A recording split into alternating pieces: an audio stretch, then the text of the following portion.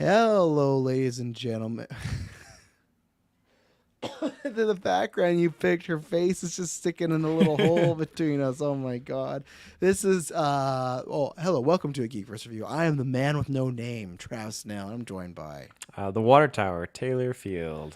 the Water Tower. So, ladies and gentlemen, well, it's not listed anymore, Taylor. Oh, good, you caught that. Yeah, I caught that earlier. But yes, ladies and gentlemen, this is a review for Barbarian. I want to keep saying it's just Barbarian, right? It's not Barbarians. Just Barbarian, yeah. I thought it was the Barbarian. Yeah, I keep wanting to do that or say Barbarians, but no, it's just Barbarian. This is a movie that it's quite a different movie. Actually, number one in the box office this weekend, which is good because it's a slower weekend, so good for some smaller movies to get up there and do that. So yeah, we got lots of talk about reviews, man. We got so many because we're the 11th right now. We got about 2 more weeks until Andor starts. No, we got 1 more week really. That's not this Wednesday, but next Wednesday. But we got this, She-Hulk, Lord of the Rings, House Dragon. Like I said, Andor's gonna be happening. Don't worry, Darling's coming out. We just got a plethora of tons of reviews popping off right now on the channel. When those come out, Taylor, where can they find them? Ladies and gentlemen, you can find us in the search bar. GeekVerse.ca is our home base. GeekVerse is our Twitter. GeekVerse on our Facebook. Trying to find a good color. That one fits better for a certain scene we're going to be talking about today. But so, ladies and gentlemen, yeah, this is as usual. You can find everything you need to know about us down below in the links, the video, the audio, where to rate, review, subscribe, join the Discord to talk to us and other listeners and viewers, and most importantly, head over and hit the Patreon because you get episodes ad-free, exclusive. You get the Town Hall right now ad-free. But most importantly, you get, After 9, also I should announce that's coming back next weekend, the call-in show, so look out for that. But most importantly, when you support us, you support this podcast, and you create more opportunities for us to do different reviews like this, side quests, spin-off shows, stuff like that. So we thank each and every one of you.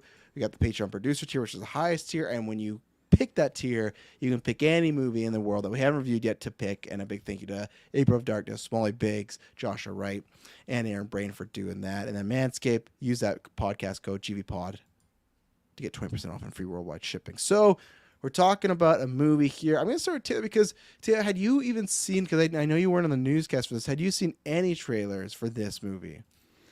No, I had not, and I'm so thankful I didn't, because I did watch the trailer after watching the movie, and even then, I still feel like it showed too much in my opinion. Like there's still a lot of surprises, but there was still enough shown in the trailer where, again, going into this movie, I had no idea what to expect. I read a synopsis, but the synopsis, I wasn't like 100% certain what it was kind of detailing, and I read that the day of because initially I was going to see this movie by myself and I was going to book it for like yesterday, Saturday on like 3:30. I was going to go there, a matinee showing. And then I asked, Madison, well, maybe do you want to go see this movie with me? And she's like, yeah, sure, let's go to the movie. And then it's funny because then she ended up getting hockey tickets for the same time. Like, oh, but we're already going to the movie. She's like, oh, right, okay, we'll go to the movie instead, if you think I'll like it. And that's when I read the synopsis and I was like, oh, you know what? Like reading it, I thought, okay, this actually does seem like kind of cool when I was skimming through it. Like, Madison, I think you will like this. Just, good horror movie. So going in and watching it, like this just is, it's a wild ride. And I was genuinely like freaked out at times watching this movie. It's so good and just... I'm so happy I did not watch it alone. I'll say that. Like this is something I'm so happy I watched with someone. And the theater got pretty full too.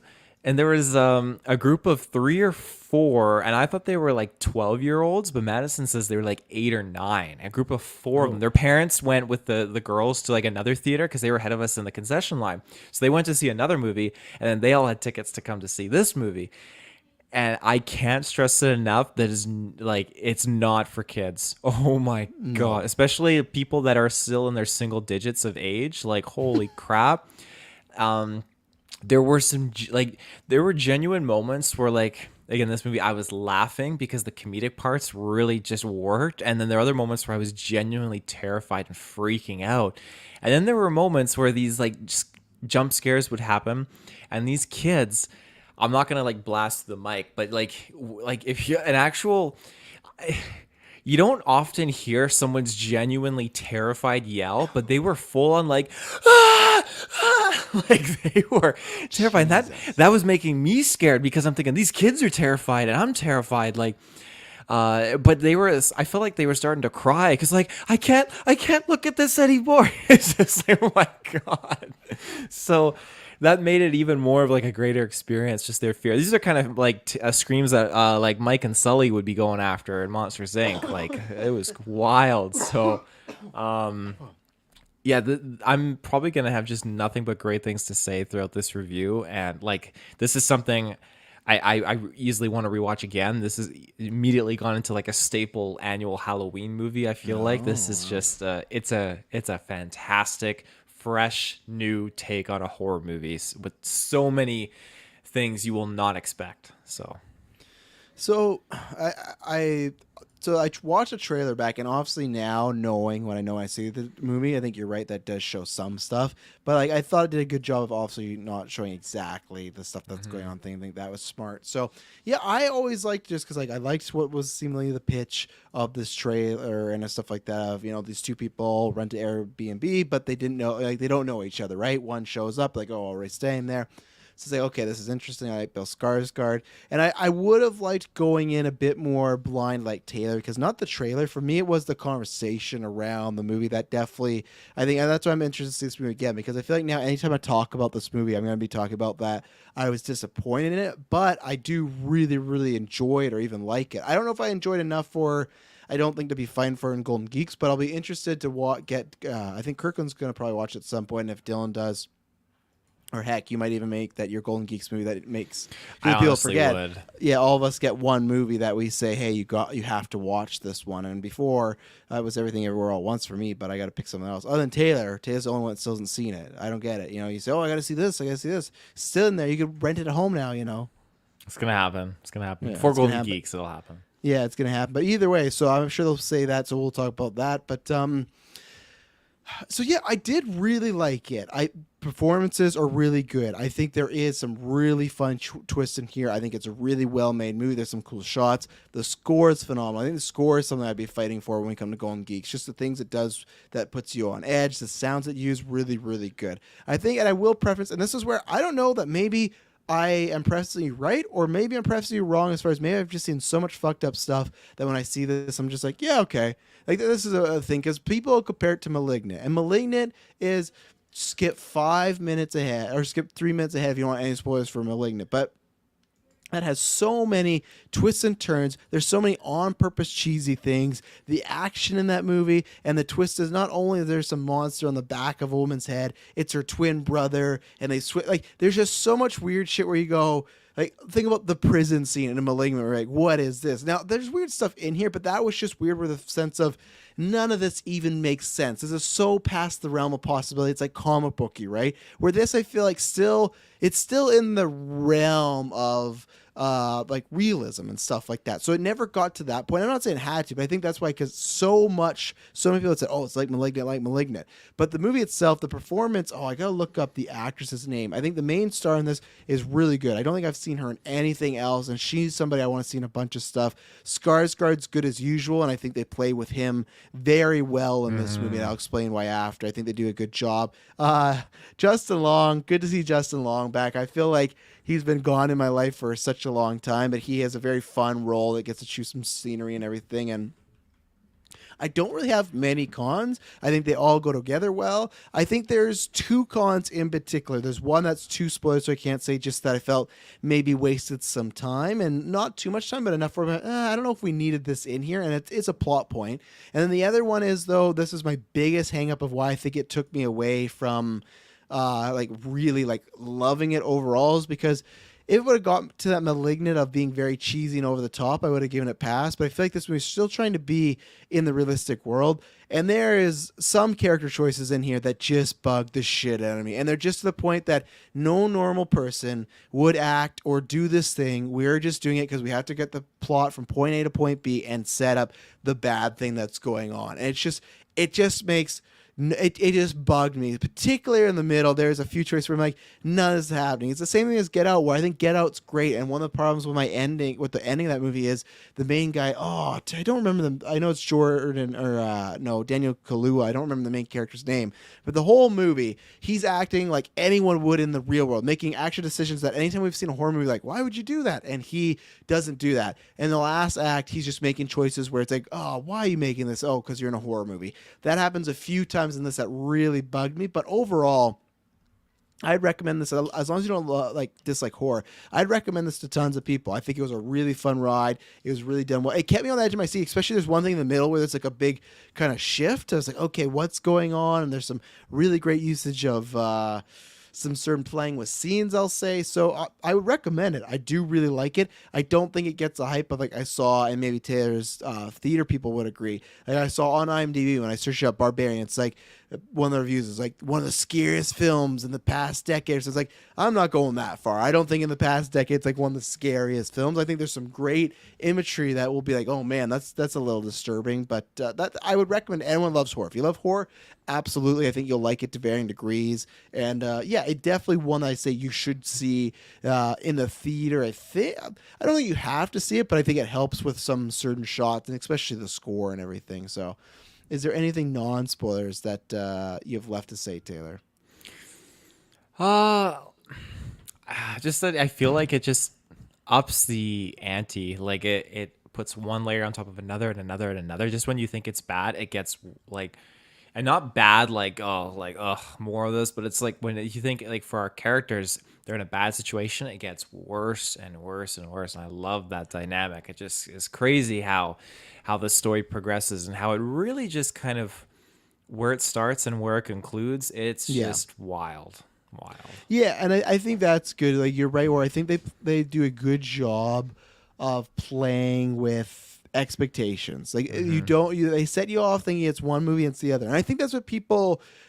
And I guess maybe that's what people kind of mean sometimes too. Then compared to *Malignant*, but even *Malignant* to me is just right away felt like something was a little different with this. Where this is feels like a completely different movie in the sense of, oh, this is the plot, and it's like, oh no, this really is the plot. So, and I think that's well done. I don't think the actual plot's like super, well, it is crazy, but not in the way like it's still believable in a way. So we're gonna get into spoilers. So if you're not seeing this movie, I think we both recommend that go see this movie first and then listen to our review. Definitely not one of these who want to be spoiled on. I think it's gonna create a lot of good conversation and stuff, because I've seen people like to. I've talked to people that absolutely loved it and singing the praise, and I've seen people more like me like, it got a little overhyped and stuff like that. So go watch the movie, listen to review, tell us where you are. But we'll be right back after this ad break and break it down. So we'll be right back. And we're back. So I hate to pull a Kirklin Patzer and say, oh, where do you start? Start at the beginning. But I feel you kind of have to start at the beginning of this review, like how it gets changed around anything. So what I'm going to say is, obviously, oh, right, that's why I was trying to pull up the actress's name, because she did a very good job. Georgina Campbell. I haven't seen anything, but anyways, you got Tess, and then you got Keith, who's played by Bill Skarsgård. And like we talked about in the trailer, she pulls up. She's there for a job. Oh, I've seen her in Black Mirror. Okay, that's good. Oh yeah, that's a really good. Oh, she's in what is it, Playdate? Oh, okay, I've seen her once. She's really good. Okay, so I might have to write her name down for the future, or no, I won't write her name for drafts at all, wink.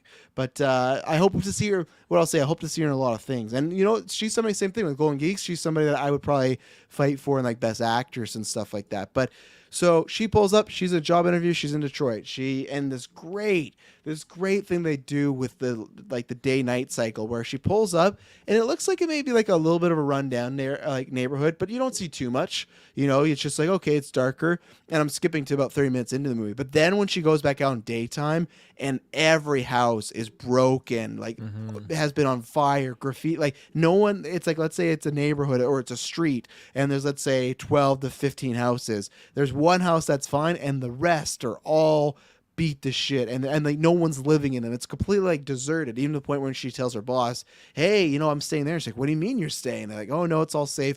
But either way, she meets Keith, who's Bill Skarsgård, who was at the Airbnb already there. They both got this wrong information by happen. So I want to ask you, what did you think the movie was, and what do you think was going on in this moment? Because she's very cautious of him, and you would be, right? Where it's like, and even that even the opening of this movie to me might be a little bit of a jump of, I don't know if there's any girl that would do that. Like, I think like people might just keep driving. I know they said there's a convention, so you can't stay anywhere, but to stay in an Airbnb with a random guy you've never met nowadays, it's like, man, I don't even know if I can buy into that, but I bought in that at least for the movie. But what were you thinking of? She goes in there and they agree, okay, they're going to stay the night together.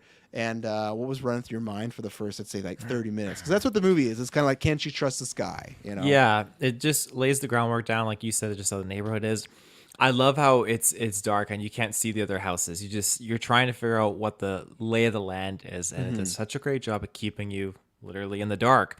So when she shows up and then this guy's in there, like, you're definitely distrusting of him. And I think, again, that's the movie that is instilling this feeling into you as a viewer that you shouldn't trust him. You would never do this situation. You wouldn't impose on trying to get in here. And she's cautious. She takes a photo of his ID and she doesn't trust the tea and all that stuff. So there's all these things that I feel like I'd even relate to in the situation that you wouldn't partake in, which is great. It's justifiable by all means. And so eventually you learn that he's a pretty nervous guy. And yeah, she ends up staying the night. And I thought, okay, going into this, I for sure thought that there was just going to be something off with him, because there's so much more that occurs where eventually, like later on when she's trying to leave and he's trying to convince her to stay, like, go check it out. They just did such a good job using him as this means to keep her there. Like, he was going to do something very sinister and very bad to her, and that he was the mastermind behind all this. And I love that so much, because that's where the twist really comes in, where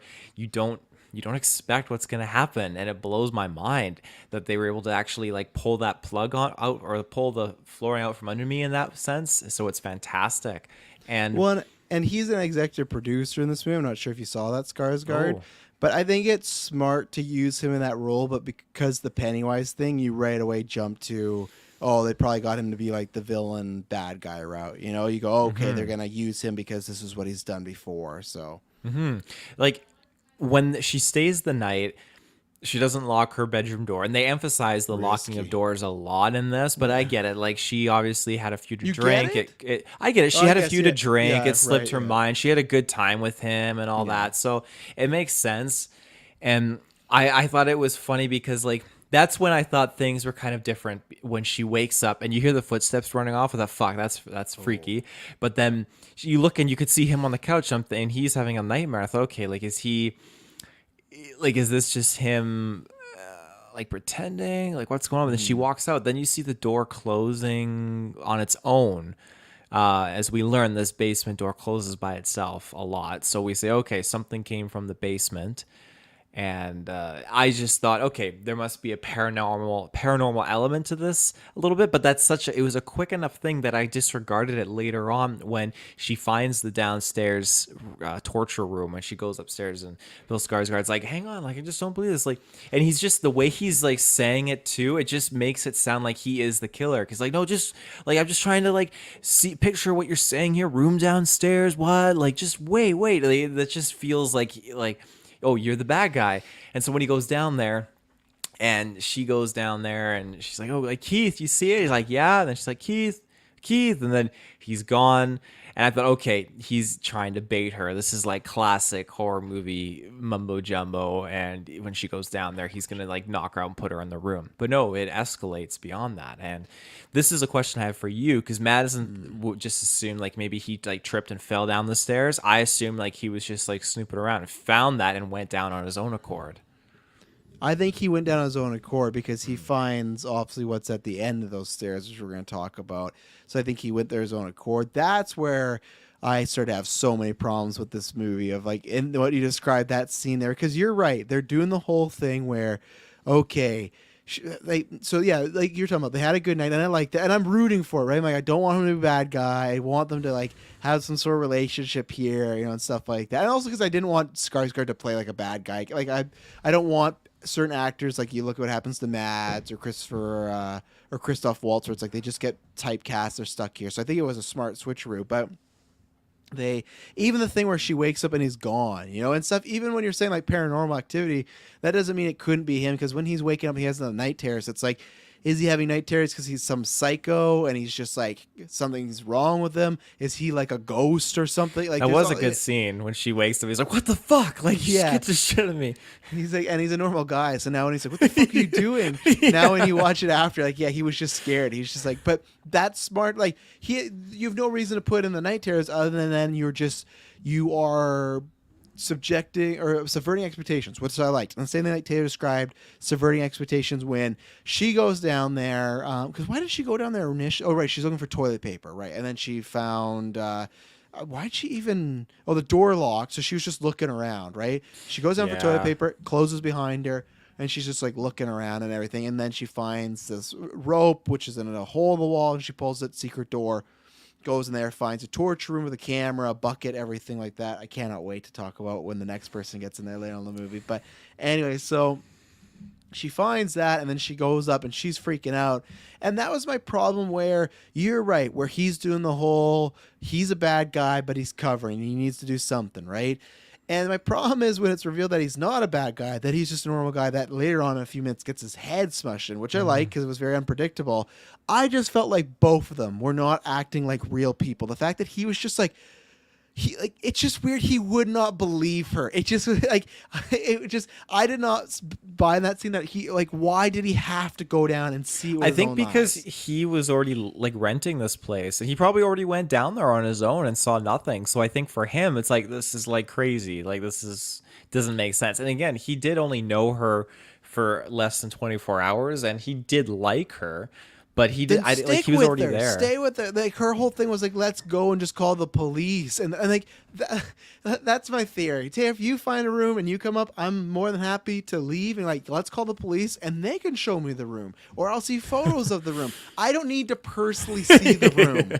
And that's where later on when we get to like Justin Long's character, that's someone I believe would have seen the room. But with Keith, they end up making him like a normal, smart type of dude. So I didn't like that. And what I didn't also like is I get it. They're trying to make her like a caring character. But with Tess, she's like, why? You've met this guy like you said, less than 24 hours. And his pitch is, okay, I'm going to go downstairs and look at the room. Can you just at least wait here? I'd be like, no, like it was so weird because he's just like, you have to stay here so I can look at the room. She should have just went, no, I'm gonna go no matter what. I'm leaving, and because he's like, he literally says like, I can't go down to that room like unless I know you're here. So it Well, he sounds said to like me- if I go down to the basement, like I need you here to unlock that door if I get stuck down there. but just don't go. And that was my problem. There was I said in our chat like I felt like Regina Hall's Scary Movie, like no, don't go in there. Like that's where it's just like this whole middle portion of this stuff where okay, so this happens to and same thing. I just thought like he's literally like, oh, I can't go check that room unless you stay here. Sorry, dude, I'm gonna leave. I don't know you that well. We didn't even fuck. Like I'm gonna be outside. You go do whatever. And you know what? That guy probably wouldn't go check that room. So that was dumb. And then when she goes down there and she's looking for Keith the same way, and that's where it's tough because for me, I think it subverts expectations, but it also is like making the characters like smartness suffer because she goes down there looking for Keith, right? Can't find him. She looks in the room with the recorder. She steps 2 feet in this room to check for him. Are you kidding me? And I know what the director's doing. They're doing, because you're going to think that someone's going to push her in and close the door and haha. Okay, that's true. But at the same time, what did this character do? She walked back into the torture room when there's a guy not around. So our character still made the choice like, I wonder if he'd be in this room here. Like, it just felt like Scooby-Doo when Velma drops her glasses and, like, the ghost is there, but something else scares her away. I was like, so that's my portion of that's where I didn't check out of the movie. I still liked it, but I got mad. Because there was, like, 3 decisions in a row. Even Keith and again, this whole scene is shot great. The like how small the tunnel is and just how like claustrophobic it is, and she's going down and you don't know, she sees something and it's just like the cage with vomit on and her blood, like all this stuff. You're seeing another door, you're seeing all these marks, so it's like all good, like tension's building up, all good stuff. And then you see Bill Skarsgård out of nowhere just crawl like the motherfucker. And now again, I get this because it's movie world, but just the fact he just didn't say, hey, there's a fucking guy down there, like she's just like, oh, we gotta go. He's like, no, we can't go. Like, you gotta see this with your own eyes. Even then, Taylor, No, why is because he saying? he didn't say that. She said, we need to go. This is the way out. He's like, no, you can't go that way because that's where that thing was that bit me. So It he was wasn't trying. though. She wanted to go back that way. But he was saying that it was that way. We needed to go further in, and you're right, it wasn't. But that's what he was saying to her. See, I took it as he was wanting to say that he wanted to show her the old man to see what's. So what I thought had happened is that he had not seen the the creature. Because I'm assuming that girl was the redhead from the gas station, right? I think. No, because these Or were is this just the babies, these the were babies, like the babies babies? that made it. But no, yeah, he put it as, I don't think he saw the old man at all. He just said there's someone or something down here that bit him. That's when he said, like, we need to go this way because if you go back that way, that's where that thing was that bit me. Because the thing kept coming from, when everyone would go down, it kept coming from where they came in too, right? Even with But Justin it Long's didn't this character. time. That's the thing. It comes Didn't from this behind time. Bill. It does, yeah. Okay, so I have to watch because I thought what happened. Because he said something bit. Yeah, I think you're right about the biting him. So you must. Yeah, no, you might be right. Because at first I thought he saw the old guy, and that was the pitch of like, hey, you won't believe this. Like, come back here and look. But if something bit him, why did he want to go back that way? That's what didn't make sense to me. And even then, when he's just like. He just should have been. It felt that thing where, in a movie where a character says like they're dying, they're like, I have something to tell you, and Taylor's like, what? Tell me. And I'm like, oh, and I die. And you never know what happened. Like, just spit it out. And because he was just like, oh, we gotta go this way. We gotta go. And she's like, what's going on? Oh, some bit me, but we gotta go. What is happening? We gotta go. Just say what's going on. Just say there's a monster even or something. Like, she might believe at this point. But that's what it was felt. The editing was weird. Where you're right. Where he wanted to go back that way, and that's where again wasn't sure. Like, okay, is he in on it? And that's where I thought, okay. My theory was, okay, he saw the old man there, and that's why he was fine to go back because he just thought, oh, it's just an old guy, but then this monster came. So why would he want to go back that way where he got bit? Well, Or again, did he get bit and I then it was took so it. dark he didn't see where the thing went? I don't know. I took it as he got bit when he was. I took it as he got bit, and then he associated with whatever bit him was near the entrance, and that's why when she came down, he was convincing her, "Hey, we need to go in. We need to go to get out. We need to go this way." So that's what I'll say. Like, I'll rewatch that scene and I'll plead the fifth because I think we did that with in Nope when we had the barbed wire conversation, right? Where I have to rewatch it again. But I just thought in general, I thought it was kind of like a bit of the characters being a little dumb. Then whatever. I know people hand wave that. That's fine. I just thought that scene of him saying "gotta go that way," it just felt a bit clunky and kind of unclear. I was like, I don't really understand the direction. I don't understand which way we're going, and it pissed me off that Bill Skarsgård's not really talking. But whatever. And we get this moment where Bill Skarsgård just gets annihilated. His head gets mushed like a melon. It's just like eyes going out and not looking good. And then we get a big shift. But before we take that big shift, let's take our second ad break. We're going to talk about where we go. So we'll be right back. And we're back. So then we do a jump, which I wasn't sure where we were going. We just get Justin Long in a very nice car. And I'm like, what is the deal? Is this the guy that owns the house? Is he in on it? Is this some sort of, operation and stuff like that? Which I was going to say in the Monster Lady, you must have loved because that was very Hills Have Eyes, like Wrong Turn vibes to me. Oh, Like, that's where I just didn't expect it to happen. Because when he said I got bit, I was like, oh shit, are we dealing with like a zombie down here? Like, this is so cool, the twist.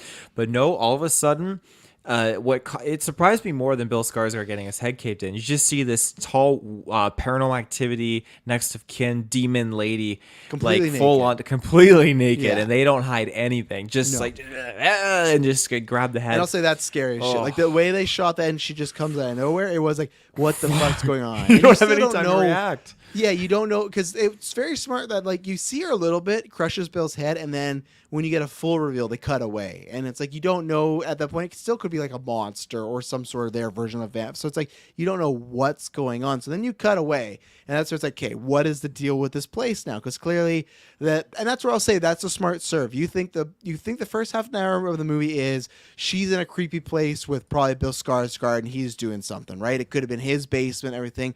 No, the second you reveal monster and you kill Bill, the movie changes completely. And that's where it really changes because we had Justin Long just driving and he's an actor. He's getting called and he's getting like a Me Too call where some actress is saying that she was raped by him and all this stuff and these stories are coming out. So we get like a 15-minute segment of just like what it must have been like to be an actor who's being canceled. And it feels so strange because I'm not... out of it. I'm not like, because I felt like there's a few people in my theater the second, like once we were 5 minutes in, I saw people doing bathroom breaks, popcorn. My theater felt like people were like getting annoyed, like what's going on. I was annoyed. I was like, okay, Really? yeah. I felt they were just like, I think they were worried it was going to be like it was a dream twist or a movie. Like it just felt like they were not in on why we just with Justin Long right now, and I didn't know what it was going to be. But I was like, okay, let's see. Like, why are we taking all this time? Now, I will say, I don't know if we needed as much. I guess we got the setup of, he goes to see his accountant and why he has to stay at this shitty place. But really, I think you could have shortened some. There's a few of his scenes, and I like Justin Long, but I think like even the intro, you could have shortened a few of scenes of him just getting a call from his accountant, like, "Hey, you having no money," stuff like that, and we would put two and two together of, "Hey, this is why he's here," and stuff like that, right? We get scenes where he's going to Detroit, he's lying to his family, saying he's not there, and then he meets up with a friend, and the story keeps getting worse and worse, where it's like, I had nothing to do with her, to she mistook some of my advances, to, oh, at first she said no, but I convinced her, to pretty much him admitting that, like, yeah, he took advantage of this girl, right? And that's a short version because it happens throughout the whole rest of the hour of the movie. And then we get this scene where he goes to the place. There's all these people shit, which again, it's like, who's renting this place out? Do you know, like, what is, like, A very shitty company. They're not doing a good job. yeah, and that's where another in my mind where it's like I have to really jump, because it's like you have you have all like two people check in, and then you have this third person check in, all this stuff. You have these cleaners that go at a certain time, and it's just like there's a basement with this secret passage. It's like there's a lot with so much, like, and it goes on forever. This secret passage goes on for fucking days, like how long it is. So you got to suspend your disbelief a little bit. But then he's starting to figure out. What I think I was taking from it was he trying to get to pay less because it was like they charged him for more square footage or something like that. Is that what he was doing? Well, I took it as he bought this house because he said he owned it. He was like downsizing, right? So I think he had like a cleaner service that was in there, but I think he bought it. And yeah, you're right. Yeah, he mentioned something like that, but it's like it's weird of. Like, or was it a property at one point? The account says, "Oh, you own a few of these properties that aren't making money." Did he already own one of these and kept like a smaller one? That might be it. Yeah, because again, he was doing the square footage thing, and that was him. Like when he Googled it, I think he was checking to see if he could claim it as like extra square footage to make money off of it if he was to resell it, right? That makes sense. But that still, how did the whole selling point, like, did he have any connection to the old man at all, like a lineage of, like, did he just inherit No, the house, I don't think so. I think So it was just how- something he bought.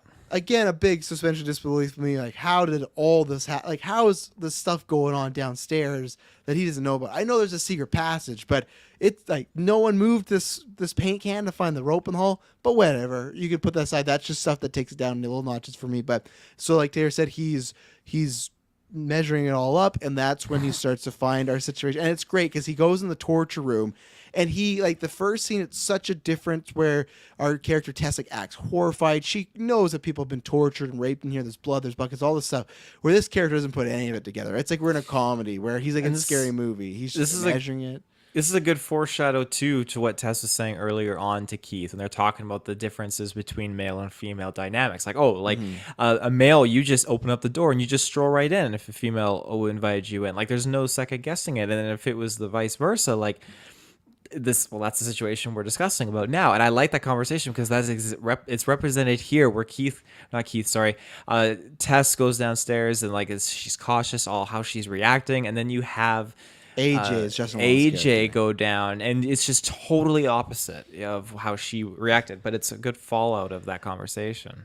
And I guess 100%, yes, there are women that would, or there's men that maybe act this way. I'm telling you, if I find a room in any house where there's a bucket and a video camera, even without the blood, I'm like, I'm getting the fuck out of here. This is some bad shit's going on. I'm calling the cops right away, which I think there's a really good thing we'll talk about when the cops do get called later, of like a play of like various social issues and stuff like that. But so anyways, he's doing this. I got to ask you, what did you think when we did the shift of to AJ and it was like his origin story of getting here? What did you think about that? Was there too much of it? Were you fine with all of it? What were you thinking in the moment when we just jumped to a completely different like city, character, all this stuff in the moment?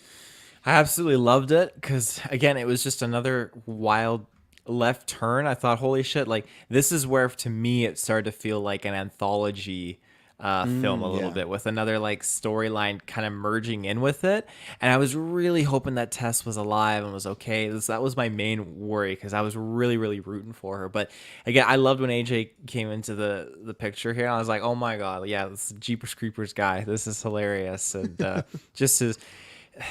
just his character and stuff like that. Like, I was just thinking like, oh, he is like a real kind of like piece of shit. But then they kind of throw like these things in, like where maybe he's not super super bad, but then they reaffirm like, no, what he did was he genuinely did that to that lady. And then he's drunk and he calls her. I'm thinking, oh my God, this guy's full of bad decisions. He's not doing good. So Well, and that's where we'll talk about that right now, because we're jumping a little bit to the end. But I want to talk about, this is where another one of my cons comes in of, so he does this, right? And I thought, okay, it's an interesting choice where they have at one point Tess escapes. We're going to talk about that stuff because there's things to go over there. Don't worry. But Tess escapes, and then he has to go back because she want to leave this guy. She's a good person. Fine.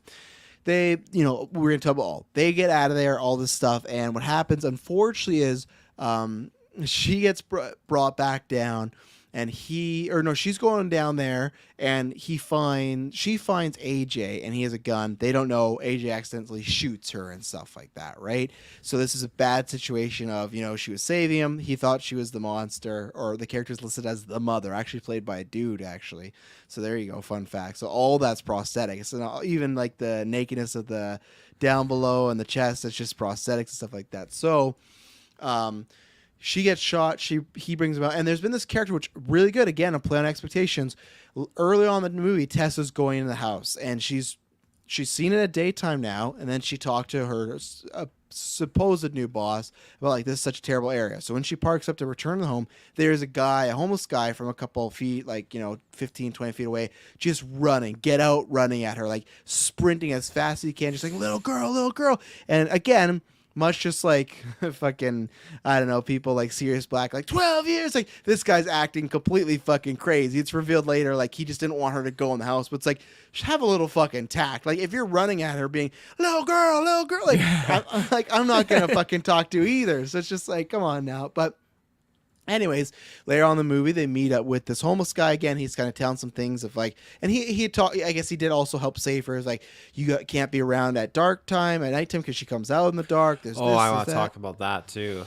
Yeah, so all this going on, but in the moment later on, they're at the campfire and they're gonna just hang out with the homeless guy. And I know you love the scene, and now I feel like I liked it enough, but we're gonna get to this, but. At one point, AJ is making this speech. He's talking about, like, I did a really bad thing and stuff like that. He's saying, I got to make up for it. Because he's saying that, hey, we can just sit here and we'll be fine. She's going to make it through the night. We'll get her to the hospital in the morning. And he's just going on and on about, I got to fix this mistake. Clearly, he's talking really about the woman he raped. Of like, you could be a good person, but really make a bad mistake. And I got to atone for that and be better than that.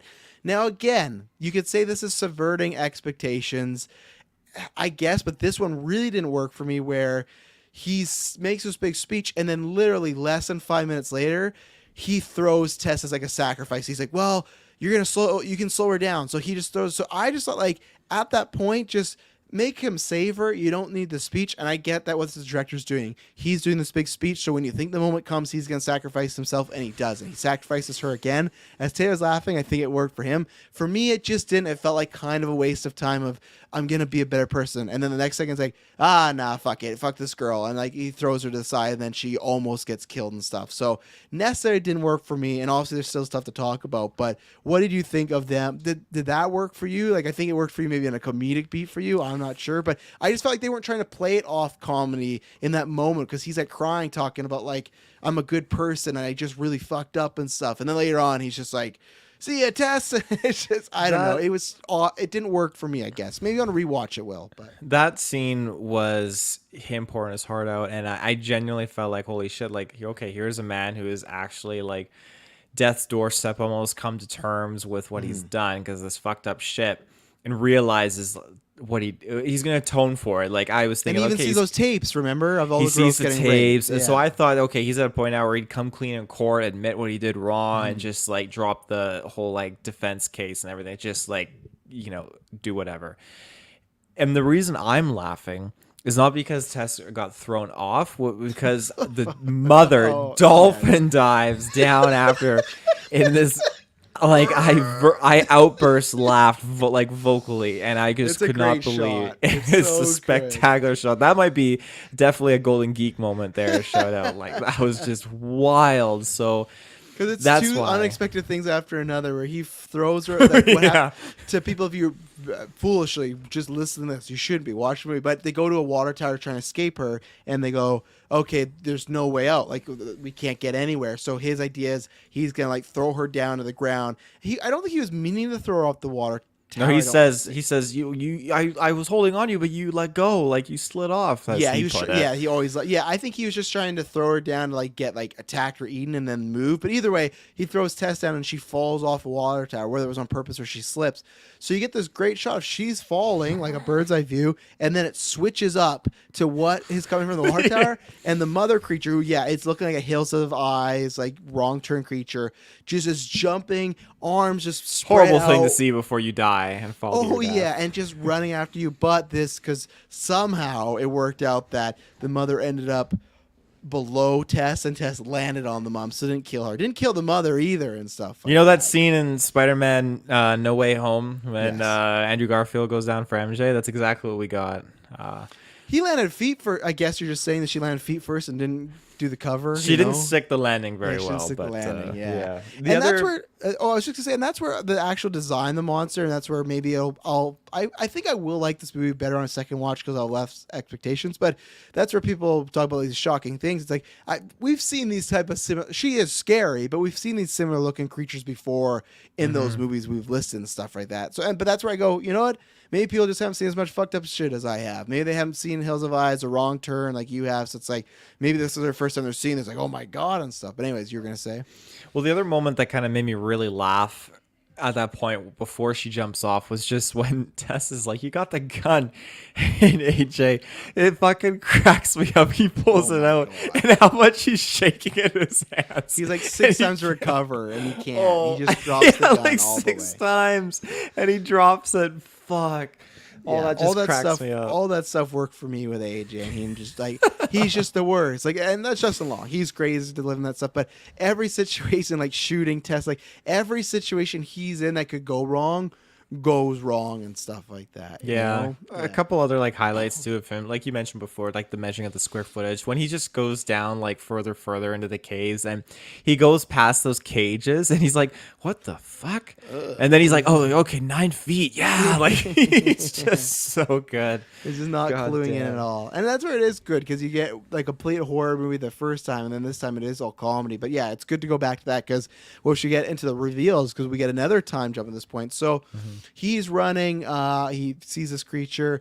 At first, I guess actually I should mention he sees the video room. In the video room, there's a room where it has lights just like mine. It's like a pink purple room. There's a bunch of blankets and stuff, and there's just one TV. There's one TV, and it's like a parenting, like a mother parenting class of how to breastfeed and all this stuff. And you're like, oh fuck, like what's going on? And we're gonna get back to that room in a second because Oh. that's where there's one disturbing thing in this movie where I go, okay, that's something different. But he's running, and I thought this was a great review where he falls in a hole, the gate closes, and then there's Tess. Because, like, is Tess dead? Is this, like, how long has it been since then? I thought it was like a Saw situation. Like, will we ever see Dr. Gordon again? Will we see Tess again? But the second he lands, she, like, covers his mouth, like, tells him to calm down. Because if not, the mother's going to freak out. And the two things that are kind of revealed here is the mother, we'll get more into in a second, but she thinks these things are like her children, her baby. So whoever was keeping her here is like making them watch these videos to like learn parenting and stuff like that. And once they get out of this room, Justin Long gets to the very end of this tunnel, and it's I forget the actor's name. It's Frank or Richard Brake. He's playing Frank. Richard Brack, or is Brake or Brack? Richard Brack is notorious. He plays just a bunch of fucking weird guys. He plays a bunch of weird guys in Rob Zombie movies. Well, he was He's the guy. Night King, wasn't he, in Game of Thrones? And then he was the Imperial Officer in The Mandalorian. Oh yeah, I remember Imperial Officer Mandalorian. Like Remember the one in the Ahsoka episode? with Bill Burr. Bill Burr shoots him. Oh right, yeah. I forgot that he was in the first one you mentioned though. He's the Witch King. Really? Or the Night King. Yeah, I'm Or the just Night yeah, King? Richard. Let me Really? just Sorry, yeah, the Night confirm King. that. Yeah. Yeah, he is. Yeah. Well, and he always like, and he's done a bunch of like Rob Zombie movies as well. He's that guy in fucking Halloween 2, and he's like talking about fucking dead bodies and stuff. Like he's done a bunch of weird stuff, but he's a great character actor. He's the one who kills in the Nolan trilogy Bruce's parents, eh? He's Joe, right? He's Joe Chill. Oh my god, yeah, he's in so much stuff, and he's a really good actor. So what they do is, Justin Long comes into a room and sees him, and then they jump back to when this neighborhood is. It's like what, probably the 60s, 70s, somewhere in Yeah. there, and it's like beautiful. It's looking good, but we have a couple neighbors being like, "Oh, I'm gonna move," thinking about moving. There's see a for sale sign. One neighbor's asking like, "Oh, Frank, you gonna move?" He's like, "Oh, I'm never leaving here," and stuff like that, because they're saying it's starting to become a bad neighborhood. So what they also show is this girl or this guy goes to like a Shoppers Drug Mart, and he's buying kill gear, like pretty much like rubber gloves, plastic bags, stuff like that. He's saying that his wife and him are doing like a home birth, and what he does is he finds a woman. He pretends to be an electrician. He sneaks in there just to check some stuff. He unlocks a window so obviously he can grab her. And then what the big reveal is that he's kidnapping a bunch of girls, and he's just like kind of breeding and breeding. But the only thing that's weird is because if he's breeding and breeding, why is there so many tapes of so many different girls? You know, like was there that many girls there at that point? Because that's where it's like, if you had one girl and they have a child, wouldn't they like? Why would you need to go kidnap more girls? That's the only thing. I think like in case like miscarriages and stuff like that, and once like if it doesn't work out here, then like just maybe one kills herself. Like I don't know, he just keeps it going, right? Yeah, and that's what he has. He has this chain. He has like these like the videotapes and stuff. And Justin Long finds that he's an old man at this point. You know, just needs water and everything. And yeah, Justin Long sees these videotapes. Is disgusted by him. So that's where you think, oh, maybe the character's having a change and stuff like that. But no, he's just this old man dying. But the second Justin Long says, "Hey, you know, cops are like," he says in a good way, "Oh, don't worry, cops are coming. They're gonna be all over here." The old man kills himself, and I just took that as like he just didn't want to. If he was gonna get caught, he's not gonna get caught. You know, he does not like. Even though this is a weird way to live, it was his life. He had like manifested this whole plan of kidnapping girls and making babies and embryos. It's like a fucking, and again, it is weird stuff. It's just unfortunately like it's stuff we've seen. Like it reminded me a lot of Get Out or Don't Breathe in a way, of the way that the guy had her down there and was trying to make a baby and stuff like that just to get one back. Like it's something where it's like we've seen something similar of an old guy locking someone in basement trying to make a baby. This is completely different. But what did you feel about the flashback, and then what did you feel about the whole reveal of what's going on in this house, all that jazz? Well, the flashback. Again, I thought because this is right when AJ gets locked in the cage. I thought, okay, we're getting another anthology sequence here of another person. I thought this is really really cool. I'm gonna dig this, but yeah, that's when it transitioned though. Like, oh no, this is the house. Everything is kind of old school, but like really upkept and everything. The neighborhood. I was like, okay, there's the water tower and all that stuff. So okay, I can click in with this. We're getting like the origin story, what's going on, and it was very freaky how yeah he was getting his kill supplies, how it was being set up and everything along those lines. And I really did enjoy this little bit of backstory because it was just the right amount to kind of fill in the gaps and kind of connect us to what was going to happen further on when AJ meets him in the tunnels. And I wasn't expecting that. I thought we were just getting them telling us a little bit of the history of the house and the woman. I thought the woman that he abducted was the woman still in here, just totally like not having a good time anymore. But Yeah. they've added a lot more story onto that, obviously, with the inbreeding the kids and all that kind of stuff. So yeah, like everything on it worked for me. And yeah, when oh, what was that one part I was gonna talk about? Oh, maybe it'll come to me later.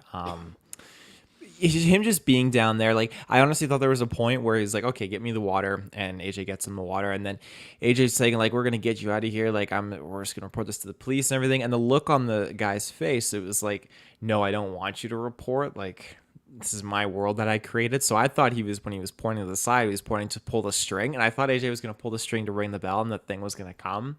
But sure enough, no, it was just for the gun, and he used it on himself. And the last person who needs a gun is AJ in this situation. It felt almost so like he was trying to get the string, and then because Justin Long pushed that like drawer back, it stopped him from getting the string, and he like, oh fuck, like that's how I took it. I could be wrong, but he's like pointing, but maybe he did just want the gun. I could be reading into it and stuff. So, and then at that point, yeah, he kills himself. They're trying to escape, like we talked about. Tess is she escapes. The homeless guy's like, don't go back there. She does. The mother comes out of that house, and even a terrifying shot of when she breaks the window and she gets out and she looks back and like the mother's in the window. It's like, oh my god, that's some nightmare stuff. And the homeless guy, yeah, she's gonna come out at night and all this stuff. But then later on, when Tess does go back, because they have this great scene where she finds these police, but they won't do anything because they believe that she's just like a drug addict, and all her claims, like even then they're like, the only thing we see is that you broke this window, ma'am, and stuff like that. Now I still feel like she could have calmed down and tried to explain it a little bit better. She was just doing a lot of he's in there, but that one doesn't bug me as much because I get the message they're trying to go of like, hey, whether it's race or social, levels or stature and stuff like that, try not to judge, try to take people at face value. But then you have cops who probably every day talk to a crackhead who have seen a monster. But now it might actually be fucking true if this lady's out about at dark time and stuff like that. And then later on, she rams her with her car, thinks she kills her, gets AJ back, but then when they get up, she's gone from that car. And I'm sure this is where you got a great laugh, because I knew this was coming, but I don't know if it's a bad thing. I just knew, because they're like, well, we can't just stay here. And the shot they use, because what happens is like the shot is exactly like, let's say the shot of the movie of the homeless person is like Taylor right now, where it's just like his shoulders, the background. But then when they're like, we can't just stay here, the next shot of the homeless person is like the same. It's this shot, but it's like super like zoomed out. So you knew that, like, I guess that was my problem. Like, I wish that shot was the entire same, because the second they went back to him, like, oh, she's going to pop through this fucking wall. Because he's like, I've been here for years and she's never come to me, that bitch, and stuff like that. And then boom, she came through the wall. Demolished the homeless man. She just tears him apart and everything like that. Yeah, for me, the camera panning wasn't necessarily what ticked it for me to think that he was gonna it was over for him. It clicked when I thought, okay, he's saying, yeah, been here 15 years and she never come. I thought, okay, as soon as you say that, you knock on wood, you jinxed it. And sure enough, yeah, she bursts through the wall, rips his arm off, and beats him to death with it, which was just brutal. So that was just, it caught me semi off guard, but it was just like laughing at that because it was so wild. But leading up to that, when you mentioned it, when she reaches through the glass window to get her, that was freaky because starting from the beginning of that, Tess is escaping because and we'll speak more to this after, AJ's being coddled very closely in the room. Oh, right. I almost forgot about that. Yeah. Tess is walking out, steps on the tape measure, and then the mother catches onto her leaving. So Tess runs, and this whole movie had a very brutal form of claustrophobia to it, which I liked, and that only amplified once you get out of the house. It still feels claustrophobic because there's nowhere you can run to. So when the man grabs her out of the window, and then you see her like retreat into the darkness, which was, like you said, terrifying, and the man says to her, like, you can get out of here now, but just make sure you're gone by night, because at nighttime she comes out and she roams around. That was what really freaked me out, because I thought she was limited to just the house, but no, she goes and like owns this area, which is just freaky. So yeah, that happens, and she hits the mother with Tess's car, like rams into her, which I thought was great. And I thought, okay, like this is where it's like ending here, and she goes down there, and I thought it was just going to end with her being shot, and AJ was going to go off, and it was just going to be a very minute ending. But no, thank God Tess was alive, and AJ grabbed her and they got out. But yeah, then this thing is still alive, and it leads to just like breaking the wall down. Like, it was just up in the ante constantly, like so wild. But that scene where the mother, the mother was just before we get to the AJ part, when AJ was locked in there and the mother puts the bottle down and there's just like hairs on the top of the bottle, and I thought, this is so gross, but this is like a wrong turn thing. Like, I'm used to this kind of thing, but I wasn't prepared to see this. And then just like Tess just goes in and just goes in for it like hamster style. I'm like, fuck, this is so gross. And AJ was just like not for it. And it was just like, it looked like a condom like on the tip of this Oh bottle. yeah. And the black hair is just dangling off. It was so gross. Well, and she was right to go for hamster style because when AJ didn't, AJ gets pulled out of there. Oh, It he had it definitely, worse. yeah, it definitely worse. And I don't know if I knew this was coming, but just when he took it in the room, I'm like, of course. Like I like, and especially because you know why? It's Justin Long, and like he's been in a movie where he let Kevin Smith turn him into a fucking walrus. You know, like have you ever seen Tusk? I have actually. Yeah. Fuck. And like he does all these weird shit, right? So I'm like, if anyone's gonna breastfeed from this character, it's gonna be Justin Long, and it fits. And the reason it's good, why it fits, and why it's not like a torture porn scene or something like that, because he's like the bad asshole character. So it's like it's the bad guy you want to see get his just desserts, right, and stuff like that. So, yeah, she plants him down the room. And she starts just to breastfeed away on Justin Long. He's trying to fight, not get this nipple, and yeah, that's when Tess used the opportunity to sneak out. But yeah, just quite a scene. Definitely a scene when people talk about, hey, you know that scene I'm talking about. That is a scene that'll come up as far as like, yeah, that's something where I was getting ads on my social media after that. I think my phone my- could listen into the. Remember I sent you a For- screenshot? The one screenshot. oh yeah, It's like There's- it was just random screenshot like, oh, breastfeeding's great for your kids. All natural Right, has yeah. breastfeeding products. I'm pretty sure my phone was listening into like AJ like, oh no. oh my god, yeah, don't want to be breastfeeding after that. But yeah, no, it was that's something like okay, that was even though it's I saw it coming like, okay, that's a malignant crazy shit of okay, we're in the territory of a fuck yeah, I'm always gonna remember this. But and then yeah, back to the end there were AJ's trying to, yo, good, you're alive. You just slipped. Like he's trying to retell the story, and the mother's still alive. Gets up. I wasn't sure what was gonna happen here, but she just fucking like went like fingers deep into his eyes. That was Juice- gross. That was Juice so everywhere. gross. AJ's dead, and this is like there's so much stuff in here, but I think this for me might be my favorite scene of the movie because so Tess is down, she's injured. And the mother turns around. She's like covered in blood and looks like, okay, Tess is dead to rights. But no, what happens is this mother looks because Tess was acting. She took the bottle, stuff like she was acting like a baby. So it's like very concerned about her. She's hurt and she's just saying like, we go back home. And I go like, no, I got to stay here. I can't go back. And no, back home. Like, and the mother's like actually sad that this person, her baby might be dying or she can't take it back home and stuff like that. And there's this thing in the video where it was like you tap the baby on the head and like to like show some support. And that's what she was doing to Tess. And it's this sad moment where she's being very motherly to Tess, but the whole time Tess is sneaking, rightly so, sneaking to get this gun so she can kill her. You And get the gun? You wouldn't just yes, accept- I'd get the gun 100%, aiming for the eye. And that's where it was like it was a kind of heartbreaking scene where it's like this thing is it's kind of evil, but it's like unfortunately it was like nurtured and its nature made it evil, and like but even then this whole thing that's tearing people apart, killing them, it's just like a mother bear protecting what they presume is its cub, right? So it's like it is a monster and it is scary, but I like that they give it that heart where of course you still have to kill it because you can't trust this thing. You like it could turn on you, kill you, but that's what I liked.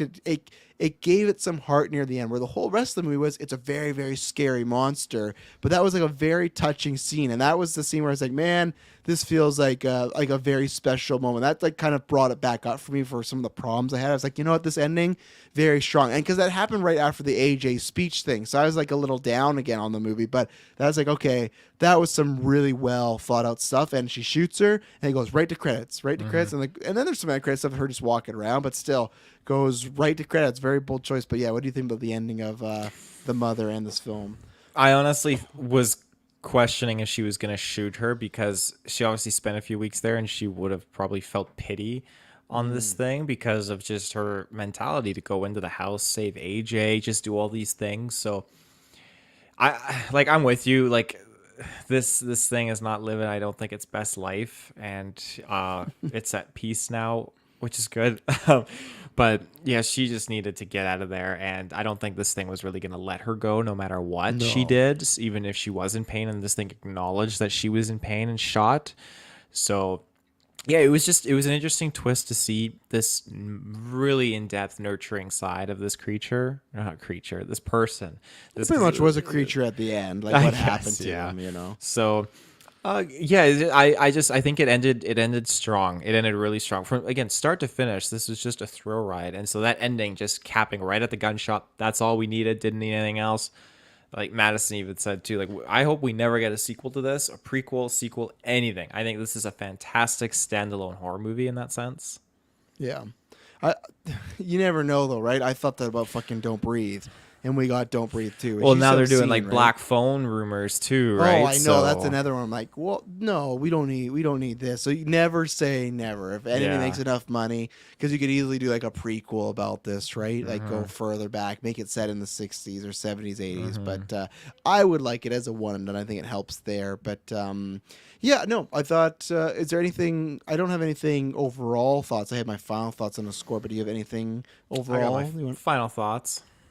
So I'll go first. That, like I said, I'm interested to watch this again. I will because it's funny when I watch this, I'm like, oh, this is a movie that Emily's not going to like. I actually think she would enjoy this one more because when I heard her compared to Malignant, which she hates Malignant. That's my go-to joke. Like, oh, well, we watched tonight, Malignant. Like, she just looks at me like, never again.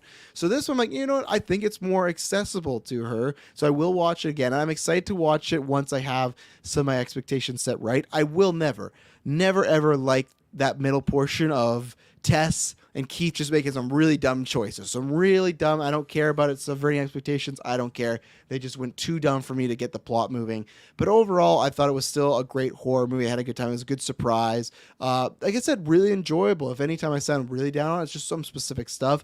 I'm at an 8 out of 10. I think I can maybe get to like an 8.5 with another viewing. I don't think a 9 though, because I think some of those cons that I have are ones I know just can't change with another viewing. I can't be justified with it. But an 8, 8.5, but I'll give it an 8 for now. Really solid horror. I mean, like, and again, I gotta stress the score. Really, really good. Really sets the mood. So yeah, really good movie. Good surprise movie. I might sound more down in the future because I'm guarantee lots of people saying, "Oh, it's one of the best." I don't know if it's one of the best because I have to look at the past 2 years of what we've gone because there's been some great horror movies, but it's definitely a really, really good one. So that's where I am.